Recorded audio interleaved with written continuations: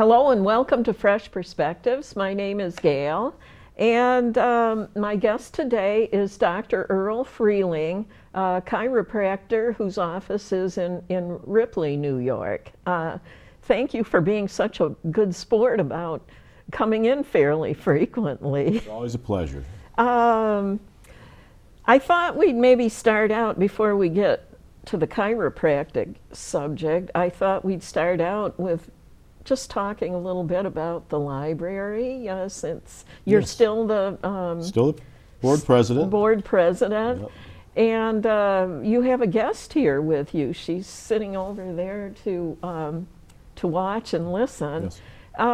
Now, I know that Rhonda had children come in to decorate Christmas trees. Yes, we purchased a number of 4-foot artificial trees, and each class from the Ripley School was allowed to come in and decorate their tree. And it was a little contest, and they all did a very nice job. They made a lot of their own ornaments and had some very unique trees that came out of it, and we had them on display throughout the library during the holiday season. And it was a nice, well-attended and well-received program. Oh, that's And we good. always have something going on at the library.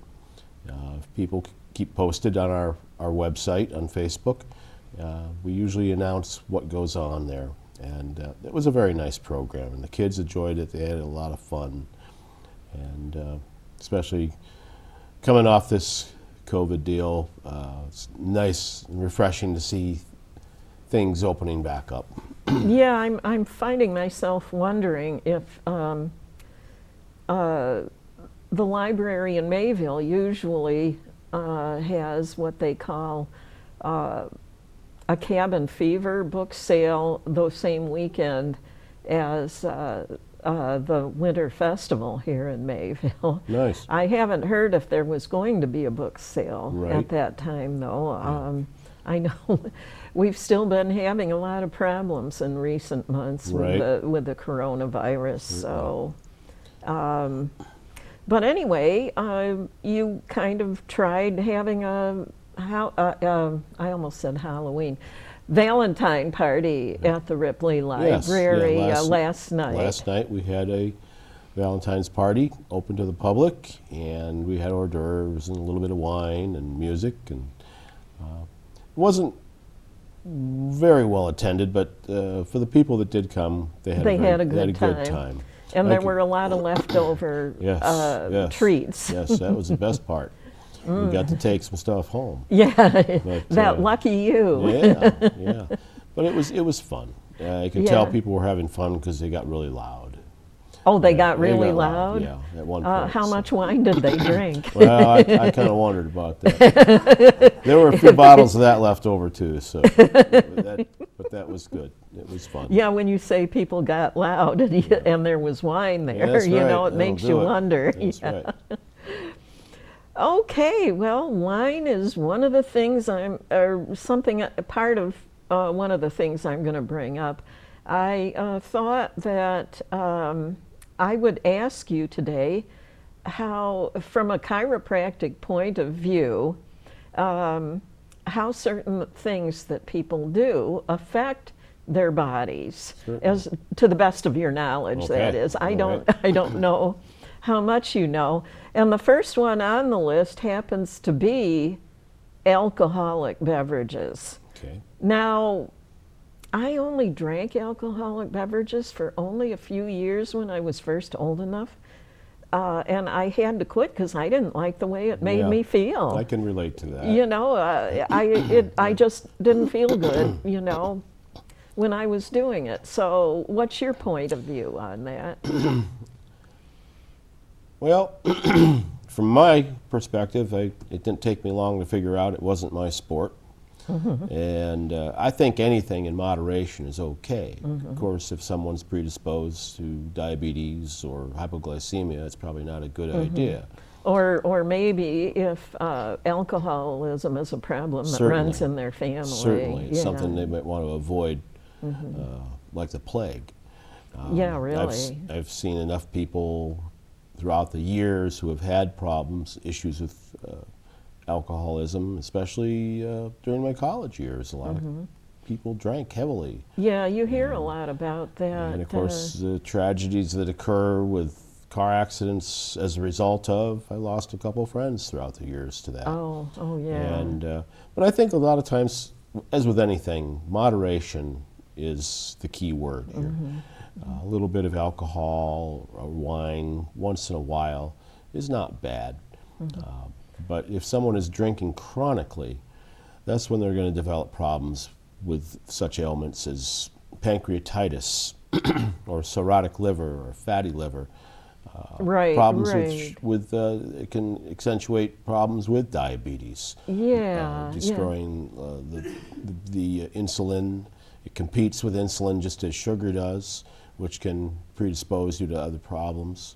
A little bit of wine has been shown, red wine has been shown to be helpful for the heart.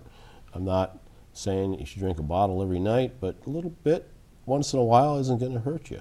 Yeah. Of course, a lot of your alcohols, such as beer, are high in carbohydrates, and people can put on weight. Speaking of beer, it's my understanding, according to reading I've done on the subject of cancer, I remember reading about the Hoxsey natural cancer therapy quite a few years ago, and I remember reading that they didn't let their patients drink carbonated beverages because the carbonated beverages cause a deficiency of oxygen in a person's body. Certainly. So, Certainly. and that goes for soda pop and stuff too. Not only that, but they said that a lot of carbonated beverages contain phosphoric acid, and they said that that's and sulfites.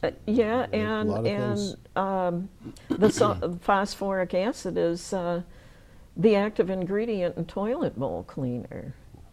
So why should anybody be drinking? Beats me. They're probably talking about the soda pops, right. you know. But when you see what's in our grocery stores, for instance, there are aisles and aisles and aisles devoted solely to junk food. I know. You know, they say if you want to shop healthy at a grocery store, you shop around the perimeter of the store, because that's where all the good stuff is, the produce and the vegetables. And right. When it comes to the meat and stuff, though, I'm not a big proponent of that. Right. Well, I'm going to go on to the next item: smoking cigarettes and/or vaping. Oh boy. Well, we know about that. That's bad news. I mean, you know, I imagine it affects that. You hear a lot about it in connection to strokes and heart disease and lung cancer. Certainly. But it probably affects the person's entire body. Everything, certainly. You know, and it's been proven that nicotine will slow your healing process. Not only with your bones, but your skin. It affects everything. People who smoke a long time start to develop almost like a leathery, wrinkled skin as a result of it. The collagen fibers. I was just going to say that I've seen people. I've seen people that have been smoking all of their entire adult lives, and they do have a lot of very deep, wrinkles, deep lines, creases, and wrinkles in their faces. Certainly. And if someone breaks a bone, for instance, the healing process is slowed down. They strongly recommend when you break a bone that you not smoke, because it takes a lot longer for that bone to heal. The bony matrix does not as readily incorporate the calcium or minerals that needed to heal that bone. People who smoke are prone to losing teeth. A person who smokes can, on the average, can lose a tooth a year. Oh, really? For that same principle. Often? Certainly. Well, you know, I think they're quite. Smoking makes them quite prone to mouth cancers, and Certainly. throat cancers, and And- things, not just lung Right. cancer. Especially with your snuff and tobacco that people chew. That is more direct contact than the actual smoking, whereas you're taking that into your lungs. Well, the inside of our mouths are very vascular, and Correct. anything you put in your mouth Certainly. gets absorbed into your system. into directly. your system. Yeah, Yes. yeah, it does. You know, another thing that I noticed, one time back when I worked for the Resource Center in a group home, and we had to be trained to give people like insulin injections, Yes. or if a client had, you know, like an allergic reaction to bee stings or something, then we would have to be trained to give them the injections. And I remember one time when we were practicing, they made us practice on each other. Of course. Yeah, but anyway, the thing I remember noticing one time that some of the staff, we would be wearing the disposable medical gloves while we were doing this, and some of the staff, the gloves, the white disposable gloves, would turn yellow on some of the people's hands, and some of us not. Right. And I go, what's going on with that? And this nurse that was training us said, oh, that's because they smoke. Interesting. So those Interesting. disposable gloves right- were turning yellow. right Well, through your anyway, skin. one time when I went to the dentist office, you know, for my 6-month cleaning, this was after I found that out. I was mentioning it to the dental hygienist, and she goes, "Oh, is that what causes that?" She goes, I thought it had something to do with differences in their saliva, because she would be wearing the disposable gloves to clean people's teeth. And some people, when she'd be cleaning their teeth, it would turn yellow, and a lot of other people not. So that was how she found out that that's some toxins apparently coming out of the skin of Certainly. the cigarette Right through the skin. smokers. Yeah, their bodies must be just full of that I'm sure. stuff. It goes through the whole system. Yeah, yeah. That's, I don't know.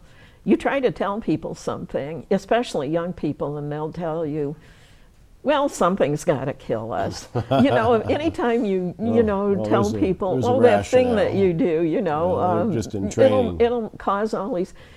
But I do believe if you take really good care of yourself, that Certainly. you'll live longer and won't enjoy a better quality of life near the end. That's the key right there. Yeah, yeah. Okay, now. Oh, vaping. Yeah. Now, a lot of people are doing that now. At least I think they are. But from what I've heard, that like some people say they're doing it to help them quit smoking, or they're doing it because they think it's not as bad as smoking a cigarette. But it's my understanding that it can be pretty deadly to Yes, vape. certainly. A lot of people, younger individuals especially, have been developing what they call a popcorn lung. A popcorn lung, which they develop these huge air pockets within their lung tissue. Oh. And a number of young people have had to have lung transplants my as a result. gosh. It's not a good thing. To say they're doing that as a transition to quitting is a pretty bad rationalization. I don't see where that makes any difference. But I do believe, from what I've seen, you don't see as many people vaping now as there were a year or two ago. Oh. I think it's becoming Yeah. less popular Oh, yeah. because of the problems that are resulting, more so than cigarettes. Yeah, yeah. Well, anyways, now we can move along to fish and other seafood. Now, I see problems with that. I have the chance to be around a lot of nutrition because I run the Chautauqua County Vegetarian Vegan Society. Yes. I've had the opportunity to be around a lot of nutrition experts and people who've done all of this research and everything. And people give me an argument that I should, now I'm vegan myself, Yes. and people give me this argument that, oh, you should eat fish, it's good for you. Well, they'll say it's good for your brain health. Well, the fact of the matter is, I have a better memory than a lot of people who eat fish. And, but anyway, you hear about mercury, dioxins, and the plastic pollution that's the in the phenols, water. Yes. And tell us what you know. I remember we had you talk about nutrition one time at one of our Vegetarian Society dinners. Yes. Would you like to tell us some of the things? And I spoke about a principle known as bioconcentration. And what happens is that living tissue animals will have a tendency to concentrate toxins that are in the environment, upwards of 800 times what they are in the environment. Oh, yeah. So anything such as that's a aquatic animal, fish, shrimp, can take on a lot of these pollutants that have worked our way into our watersheds. As you mentioned, dioxins, mercury, some of your heavy metals, radioisotopes, strontium-190, problems with lead, heavy metals, mercury. These all get incorporated into most of the fatty tissues and or should I say the meat of the animals, the fish in particular. That goes right into your system. For a long time they have said you should not eat more than one serving of fish from Lake Erie, for instance, a week. Well, if it's that bad, you probably shouldn't eat it at all. Right, but that's what happens. We take that all into our systems. It's been super concentrated, and they're also finding a even bigger problem with a lot of our farm-raised fish and shrimp. So you should be very leery of that. Well, they live in their own excrement, don't they? The That's farm-raised? Yes, and they're eating each other when they die. It's not a good situation. The best bet is to buy fish that's harvested someplace like Alaska that's a lot cleaner for the most part, because you really need to check the source of where these things are coming from. Yeah, and then there's the animals even eat things that are plastic too. Certainly. They see it and think it's food, and they eat it and ingest it. Plastic is becoming a very big problem, and it's the phenols that are in the plastic, what they call a pseudoestrogen, and that can have a dramatic effect not only on the fish or the aquatic animals, but also there again the animals that are consuming these fish. Phenols have a dramatic effect as far as actually sterilizing. Can sterilize the animal that are eating them, or fish in particular, or even humans eventually. You are seeing a lot of these pseudoestrogens are causing a lot of problems with demasculization, people developing, men growing breasts, which known as gynecomastia. So yeah, it does. It's basically a false form of estrogen that results from these phenols. If you look at the molecular structure of the phenols versus your estrogen hormones, which have a cholesterol base, they're very similar in structure, so they have that effect on your body. As far as the plastic goes, I also wanted to bring up the subject of glitter. Yes. Now, I make miniature gift boxes out of used greeting cards. Okay. And people who know I do this will give me boxes of greeting cards. And at first I didn't want to waste any, and I was using them all, but the ones that had glitter on them, I noticed would make an awful mess. Certainly. And I'd be thinking, you know, am I maybe accidentally swallowing some of these when I'm working with it? Or inhaling. Getting it all over Certainly. my house and maybe harming my pets or whatever. So now when I get a box of the greeting cards to do my artwork with, I will go through them and I will dispose of any With glitter. that have glitter on them. And it almost seems to me, since I learned this, it seems like they've been putting more glitter on the greeting cards. More of the greeting cards have glitter, and the ones that had glitter anyway, I mean, huge amounts. So they'll just be, the front of the Sloughing card off. will just be plastered with Right. them. And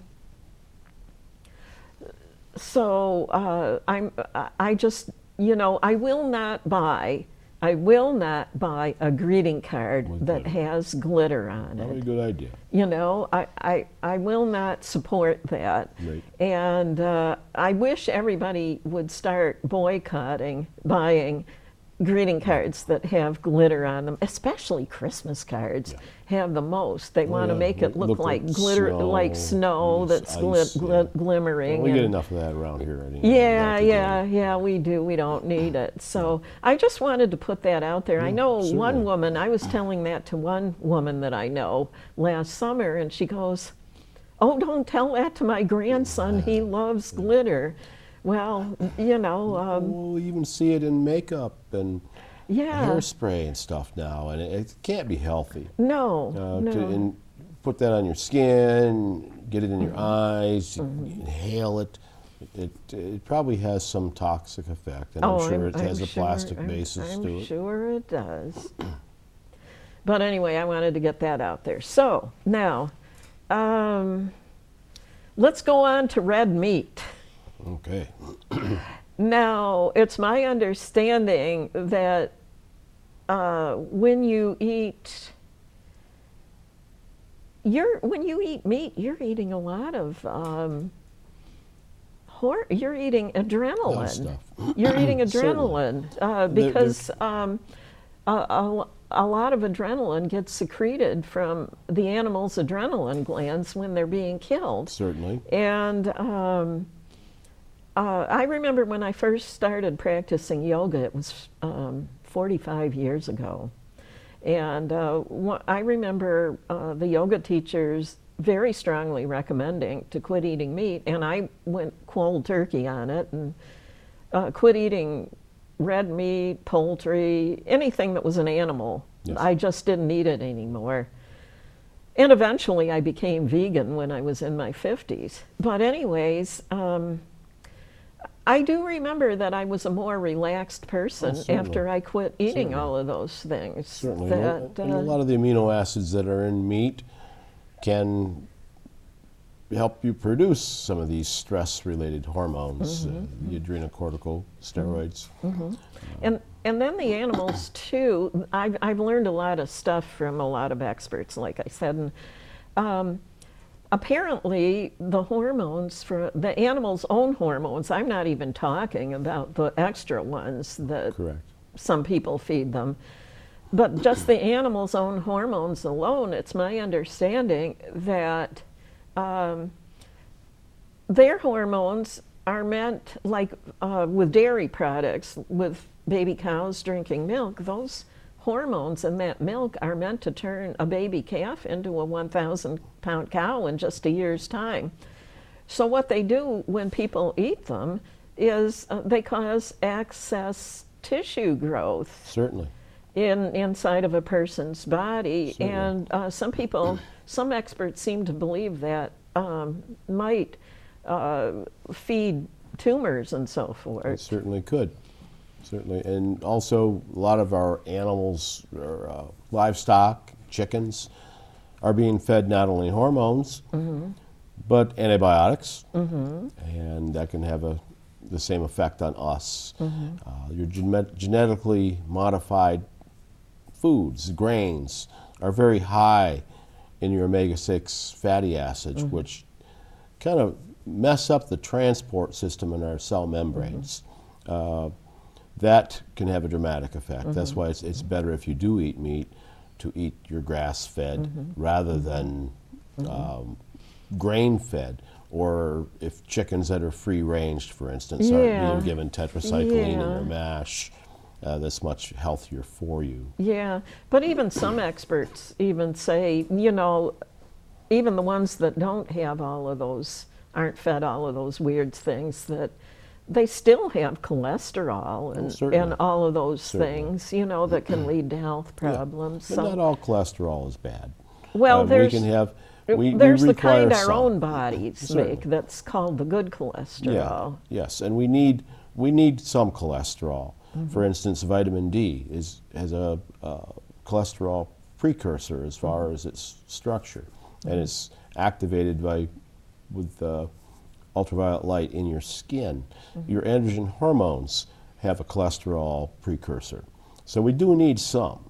I think as we grow older, we don't produce those hormones as readily, so therefore I think the cholesterol can accumulate as a result of that, and that's why you see older people having problems with cholesterol. And there again, the genetically modified grains and such are producing a lot of that. Yeah, I wanted to mention also about iron. The kind of iron that's in meat is called heme iron. Okay. And the iron that you get from plant foods is non-heme iron. And apparently, if you eat a lot of meat, your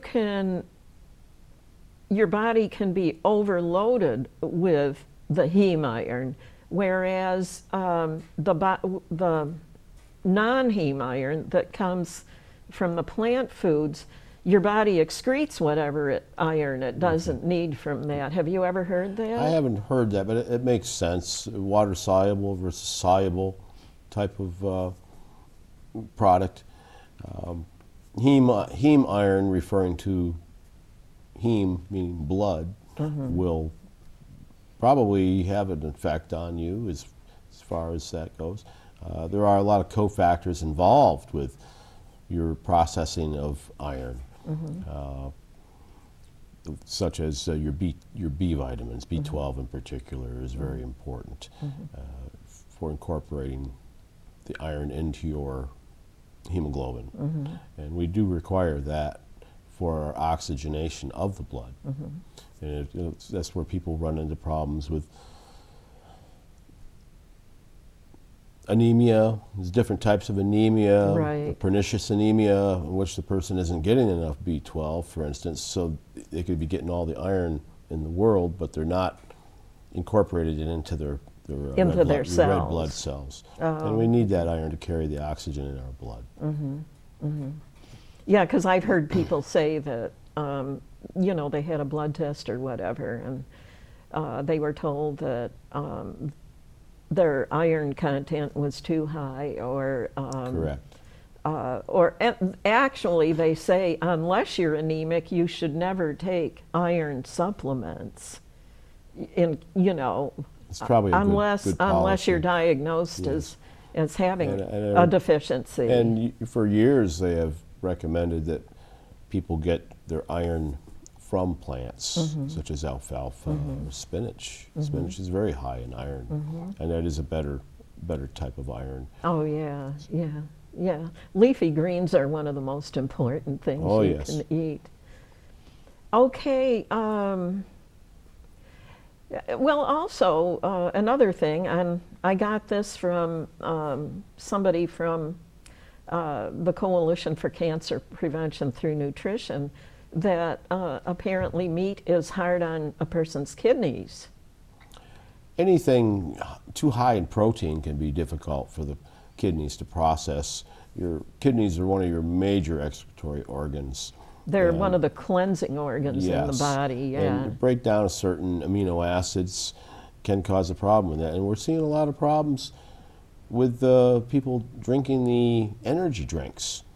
They're very high in amino acids. And if you're getting too many of them, your body will expel them, and they're processed through the kidney and the livers. Yeah, I never drink the energy drinks. Me neither. I I won't just touch that figure stuff. they're too something. Something. There's too something Yeah, about I've seen them. a lot of problems with them.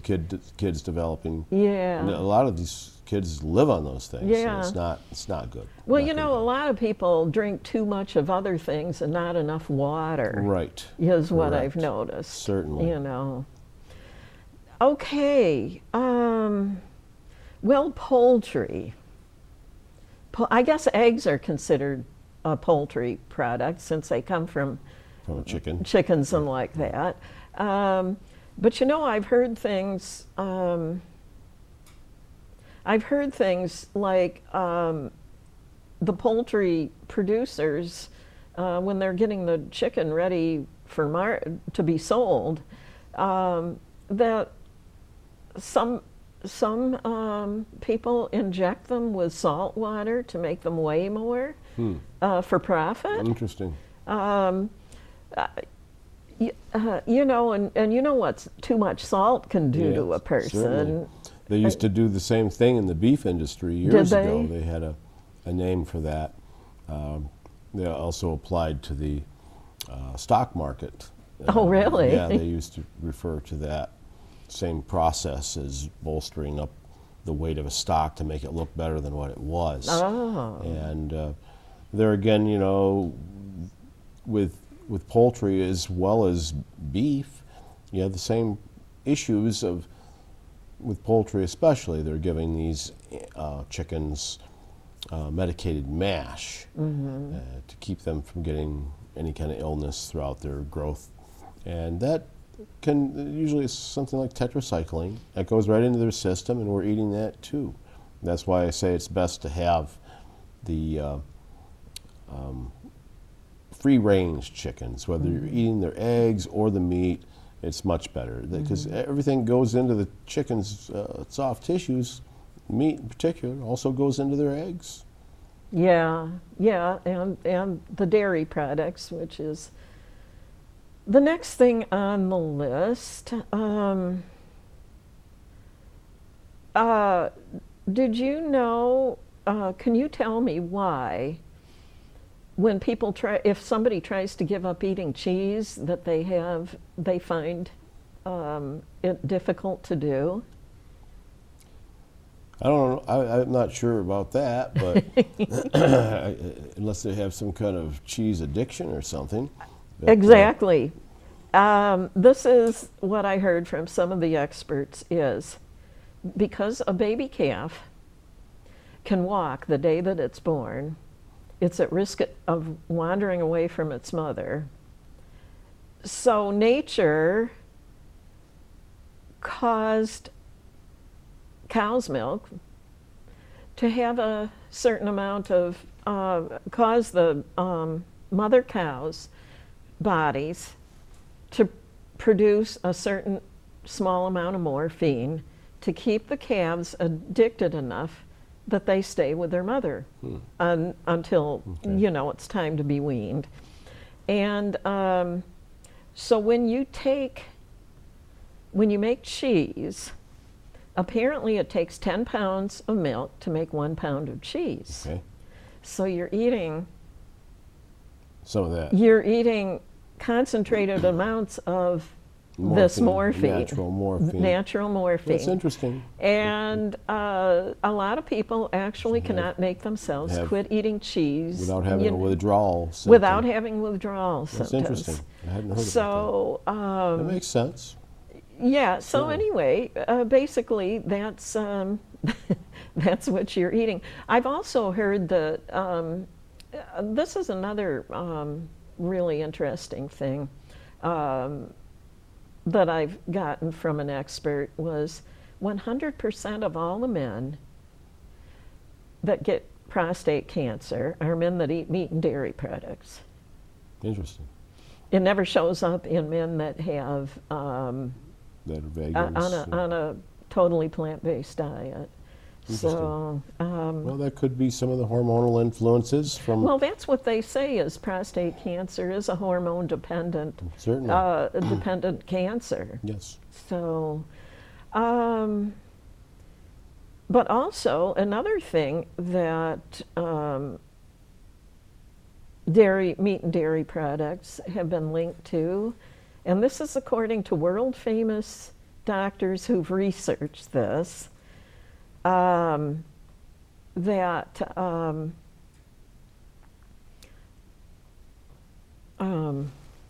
I've lost my train of thought. That they have, oh yeah, it's come back to me, that it contributes, that it has a large part of being a contributing factor to diabetes. Okay. It has something to do, I'm not sure if it's the animal hormones or what, but it has something to do with preventing the standing between between the glucose and it being able to get into your bloodstream or something. Insulin resistance. Yeah, Certainly. yeah. Certainly. Yeah. Apparently, they said that there was a doctor, Walter Kempfner, figured this out way back in the 1940s. Would you believe? But you never hear doctors telling their patients this. No, certainly not. Their diabetic patients.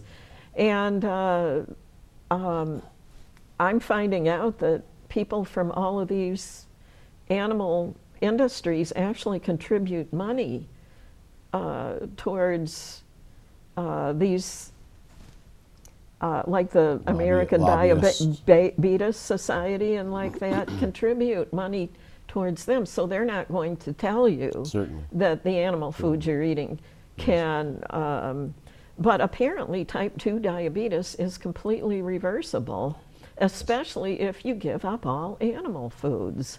It's an interesting concept. Yeah. And we're seeing a lot more of it too. And I do believe that has a lot to do with... It has increased. Diabetes, more and more, larger and larger amounts of people are getting it than used to. Certainly, and it's not just because of the, it's a multifaceted problem. It really is. I think I've mentioned before that at the turn of the century, the last century, 1900, the average American consumed 7 pounds of refined sugar.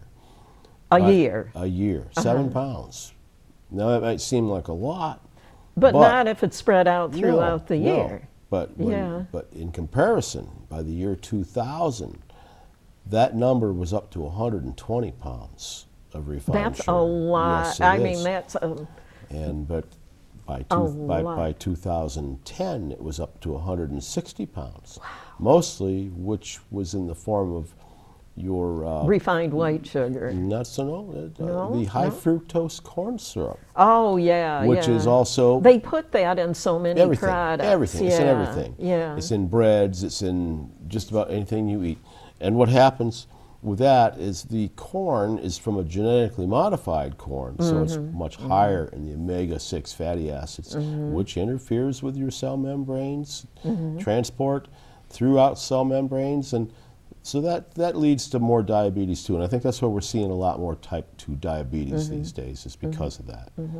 Yeah, I mean, the food industry kind of stands somewhat in the way of people living a long and healthy life. Certainly. It really, really does. And for the first time in our history, the upcoming generation is less healthy than one preceding it. And it's namely because of diet. Yeah, I have really noticed that with a lot of people. On the other hand, we've got drugs now that keep people hanging on by a thread. Too many. At the end of when they are elderly.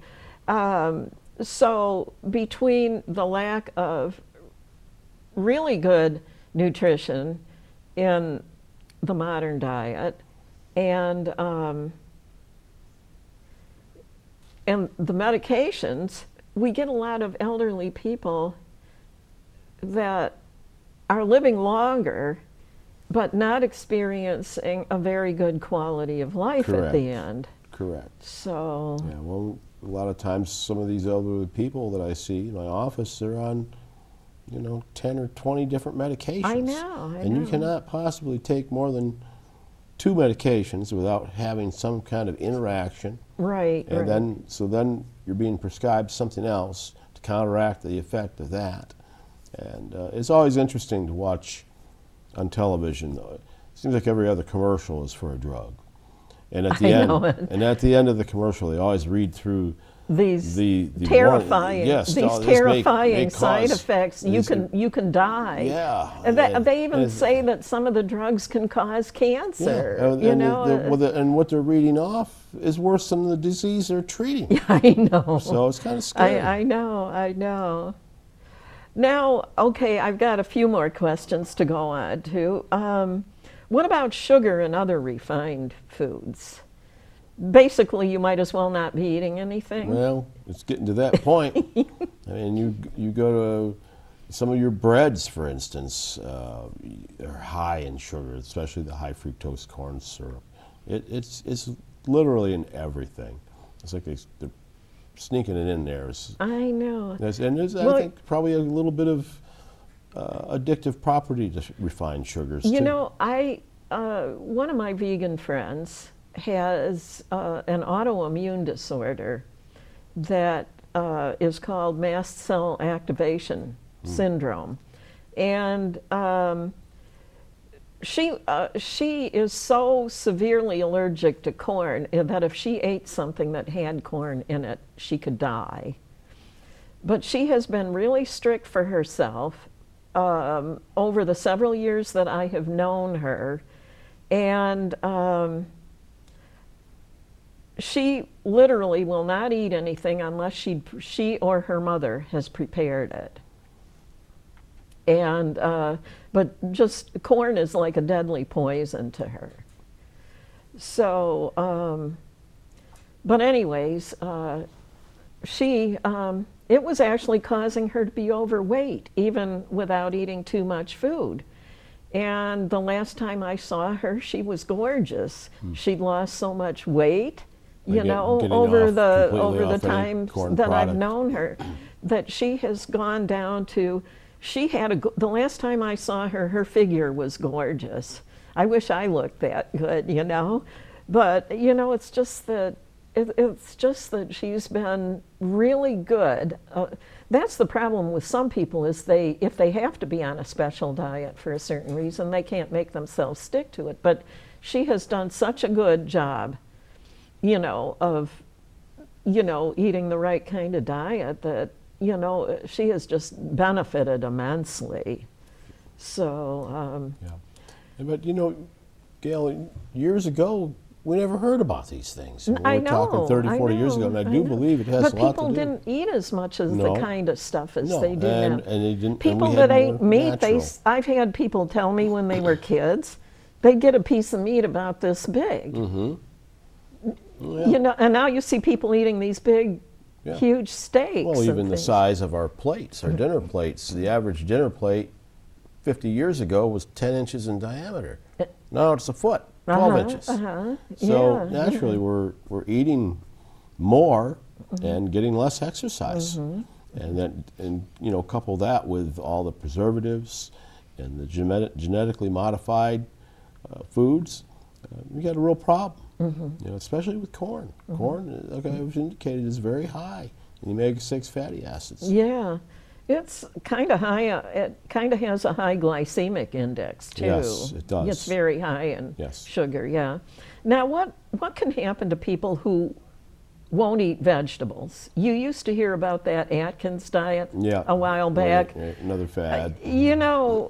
What happens to these people who refuse to decide they're not going to eat vegetables anymore? I think there's a lot of things that can happen. Your vegetables are the most important thing you can as far as your vitamins and minerals are concerned. And if you're not getting your vitamins and minerals, which are basically cofactors to every biochemical process in your body, you're not going to process right. Your whole system is not going to work. If you're not getting enough zinc or chromium, trace elements, your insulin isn't going to work. It's not going to be activated. You don't have those cofactors. Zinc, for instance, is the building block of insulin. Magnesium is very important.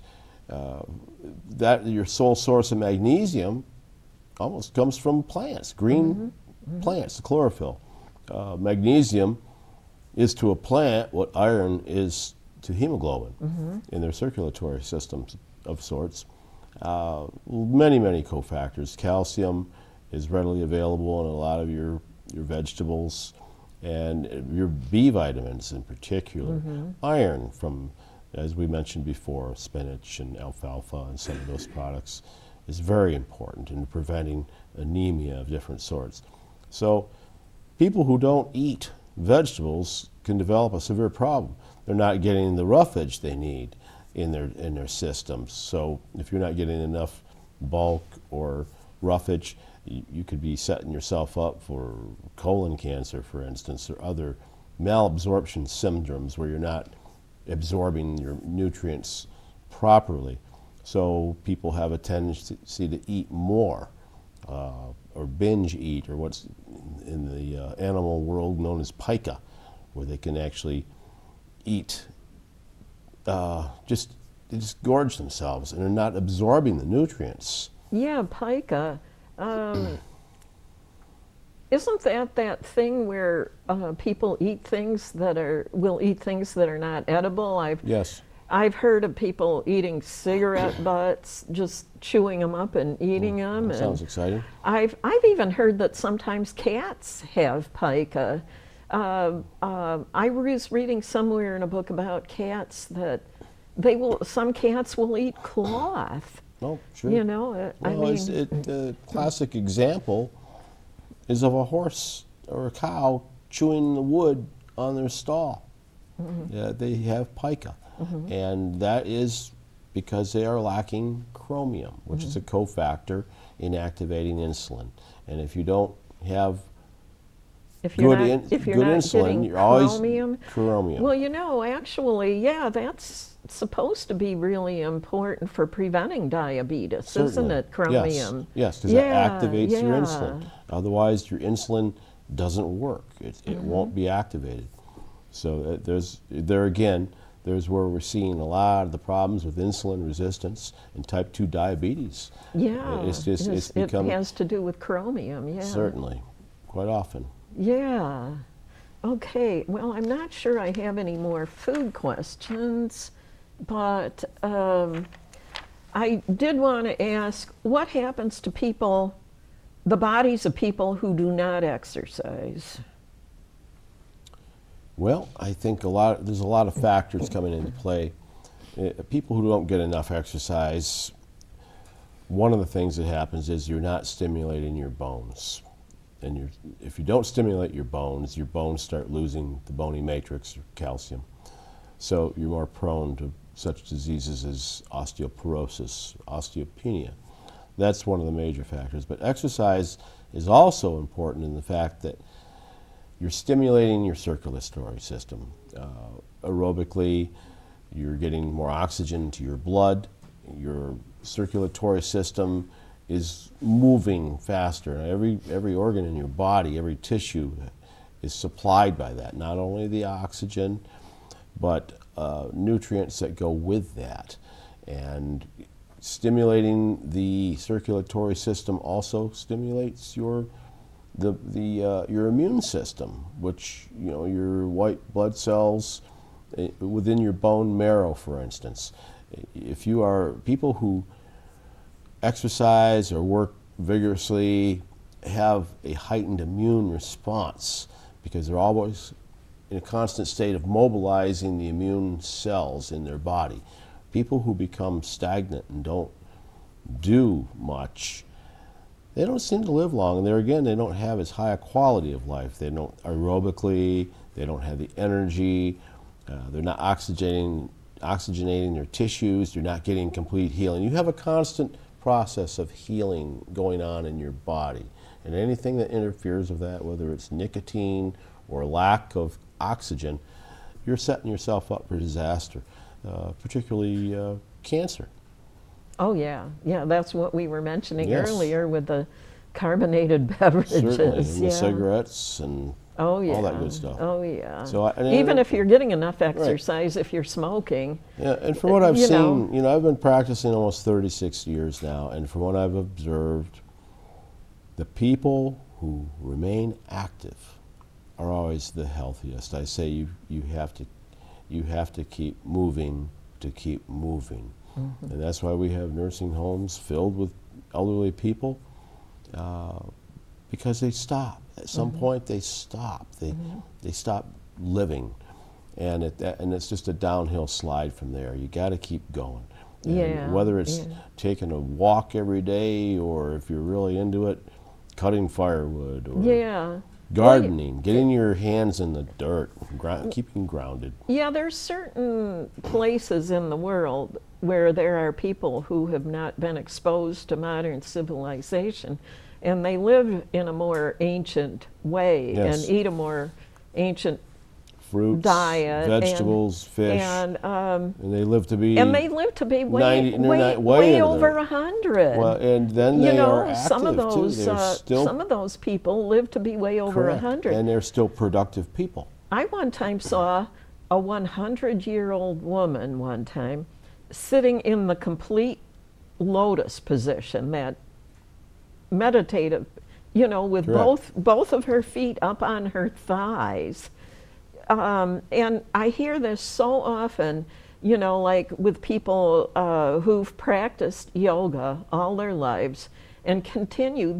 There are people that all the way up through their 90s, they can still do really advanced yoga Certainly. exercises because they never stop That's doing right. it. Otherwise, the soft tissues and ligaments start to contract, and you lose mobility. If you're not stimulating your bones, there again, you can develop osteoporosis. If you're not getting enough mineral content in your body, your cartilage starts to degenerate. A lot of things, a lot of factors come into play here. And I've known the same thing with people who are involved with, for instance, martial arts, Tai Chi. They're Oh, yeah, extremely active and It doesn't matter productive. how old No, they get, no, they can can- be they can- 90, they can 90, still do 100 it. years old. Yeah. Yeah. So you look at someone like Chuck Norris, for instance. oh, and yeah, what kind of, the guy's in his 80s and he's in remarkable shape because he keeps going. Oh, yeah. Now, I also wanted to mention real quick, what happens to people who do the wrong kind of exercise? And I'm thinking like, High impact. I'm thinking like sports, what they Yeah. call Oh, yeah. what they call competitive sports. certainly. Yeah, I those think- guys, those people get injured Oh, sure. a lot. Yeah, you yeah, know. well, and I have a problem with that. We see yeah. this with even in our schools. They're pushing these kids into football when they're just little guys, and they can be doing some serious damage to themselves that they're going to have to live with the rest of their lives. High impact sports, I have a problem with, and Yeah. I don't think it needs to be that way. I mean, you see football players ramming into each other. Oh, certainly. It's Over and over. It's just really, It's really, a lot of trauma, and that's really crazy. something that they're going to have to suffer with for the rest of their lives. These injuries can become chronic. You damage a joint or your spine, and it's prone to degeneration down the road. It's a yeah. well-proven fact. Oh yeah. Now, how can people get a hold of you if they need your help? Okay. Well, they can find me at my office in Ripley. My phone number is 716-736-6868. I also have a page on Facebook, and you can always friend request me. I have a lot of people who contact me through instant messaging on Facebook to make appointments, and it's been a very, very good factor in my practice over the years. And try to keep current and with this type of technology, even for us older people. Now, what days of the week do you have appointments, and what hours on those days? Basically, I'm there only about 24 hours a week, but I condense my hours to the point where I'm there every day for at least a little bit. I'm there Monday, Wednesdays, and Fridays, 9 to 5, with a very long lunch if I'm lucky. Tuesdays, Thursdays, and Saturdays, 9 until noon. Oh, So okay. I try to accommodate I best wasn't I can. sure about that anymore. Now, one last thing. What advice do you have for people who might be thinking of becoming a chiropractor? What advice? Yeah. I would recommend that if they do decide to go into the field, that they do it with good intent and practice with conviction and with their heart, regardless of what they want to do.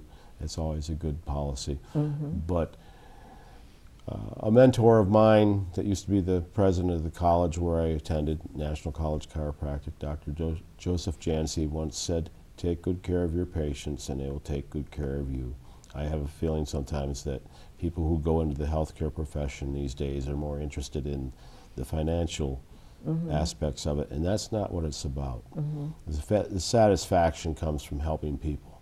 So if you feel that's where you're being led, that's what I recommend. And try to learn, if you do go to healthcare profession, learn as much as you can and correlate what you learn, not just learning to get a good grade. That's not what it's about, any more than making a lot of money.